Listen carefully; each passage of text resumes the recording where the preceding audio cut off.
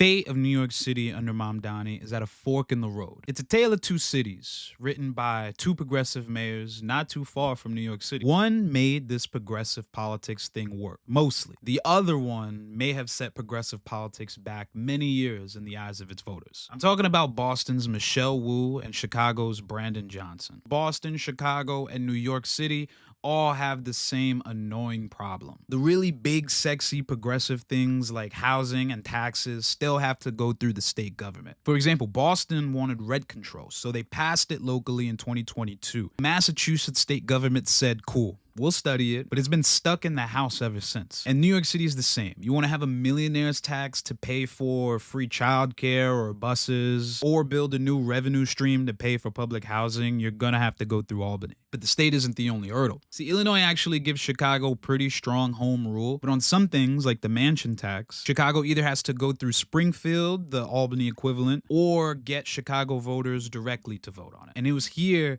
that Mayor Brandon Johnson made his first critical error. The mansion tax was a tax on rich people that they convinced the working class was going to affect them. And when that failed, Mayor Johnson responded with an actual tax on the working class. And city council is like, we just watched you take an L on rich property tax, and you're turning around and trying to make our working class constituents pay for this? Yeah, right. And the council killed it, 50-0. Floyd Mayweather numbers. So Johnson lost his coalition, he lost his voters, and he lost all momentum in Chicago. Now look at Boston. Michelle will do two things in the right order. She attacked head on the things that she could control, the most visible city-oriented wins. She made 3 of the most popular bus routes free and extended that through 2026 using federal money. That's a W people see and feel every single day. Then she made the rent control thing happen locally, and she publicized the fact that it was the state government holding this back even though the people want it. So in Boston's mind, they're seeing the buses are free, rent control passed in the city. It's the state that's the problem. And while Boston is a great example, there is some unfortunate news. New York City is a lot more like Chicago than Boston. For starters, Chicago has a 50-member council. New York City has 51. Boston only has 13. When Wu wanted to pass free buses, she only needed to convince about 13 people in the room. New York City Council is absolutely diverse. You have progressives